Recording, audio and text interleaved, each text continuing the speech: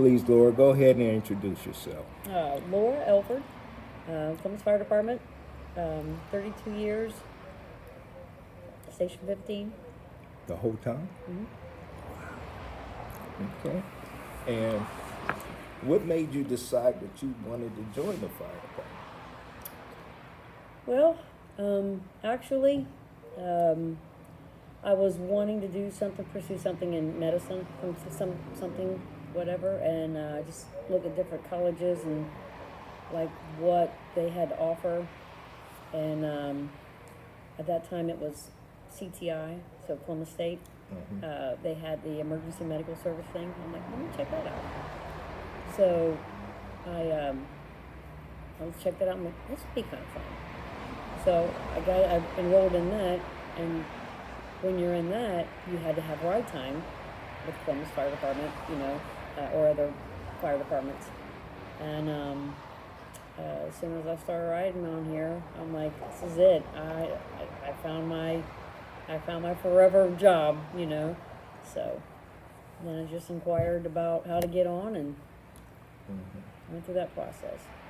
When you first started thinking about possibly being employed, did you ever think that the fire department would be, and why?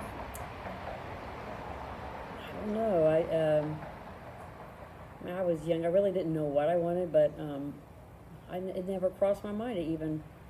Really? But what's funny is I was accident prone, and I had the squads called on me all the time, or in the emergency room all the time. You would think that would be like, this is where I'm going to go. Yeah. But no, I had no idea. It was just, I never would have dreamed. The area that you grew up in, you South End, right? West Side. West Side? Bottoms. Okay. Yeah.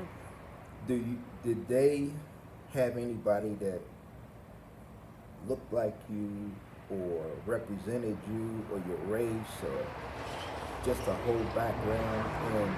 Like for recruiting? Well, no, just on the fire department that you saw going up and No. down the street.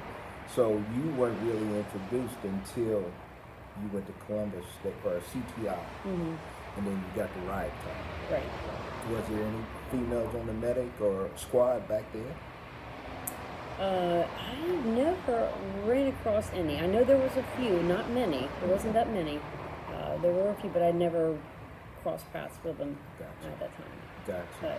Gotcha. I did, though, get into the auxiliary Okay. through friends telling me that, hey, you ought to try that and do some more ride time and, really get some more experience or whatever. So I think I was in the auxiliary for about, a year.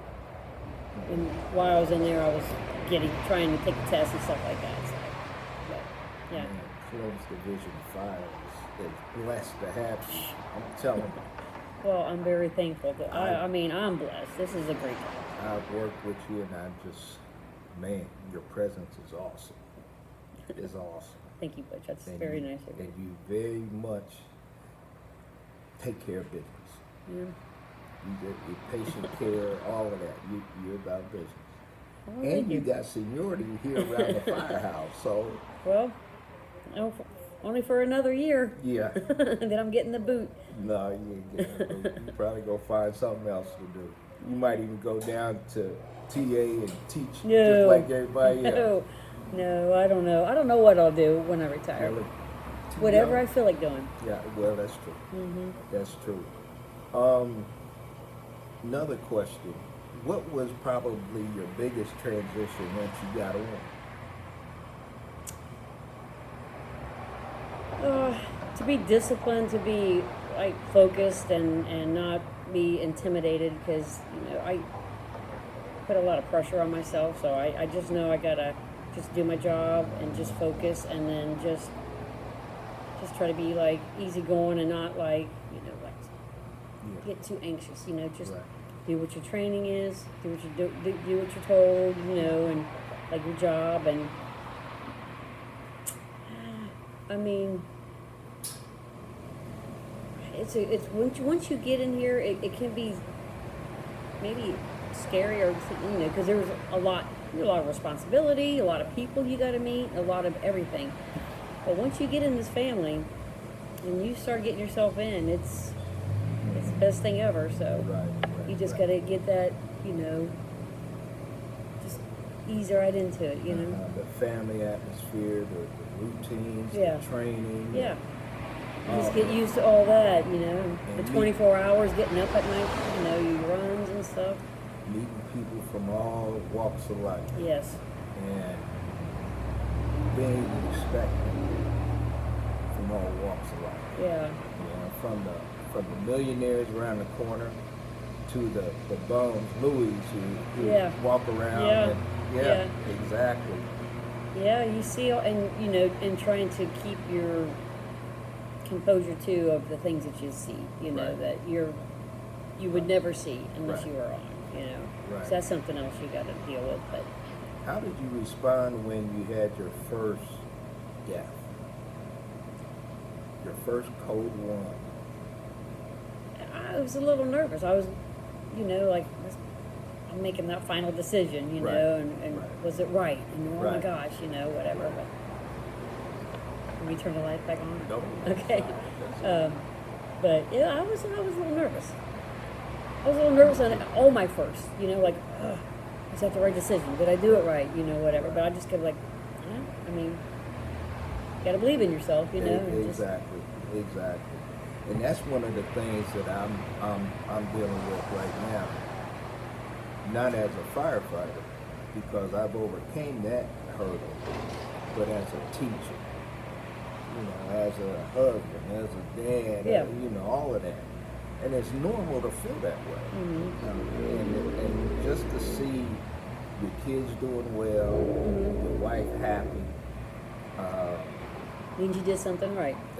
I did a little bit right. Yeah. Yes. Yeah. And I'm not only proud of what I've done, but I enjoy everything that's being done around me as a result of what little bit of sacrifice that I made and believe in myself. Thanks to you. I mean,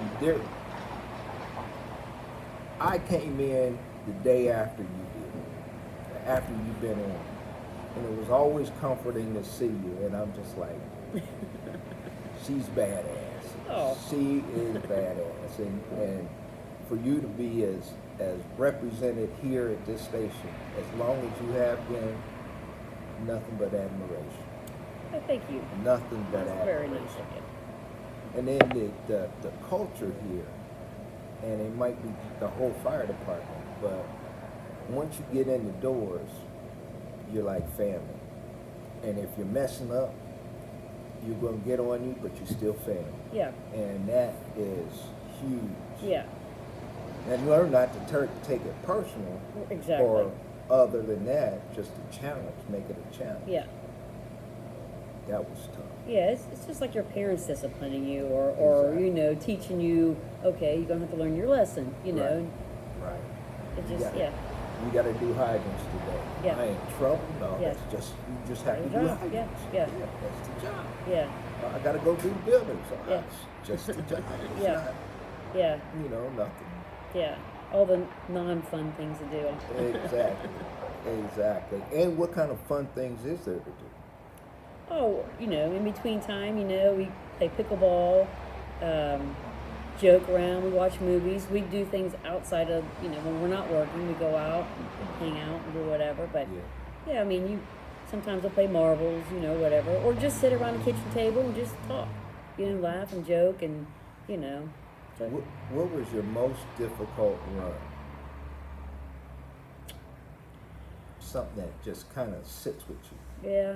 Well, it has to be a pediatric abuse that when I went on. That was one of my first, and the child ended up dying, and that was, and then when the children's, evaluated it, saw that it was abused and this and that.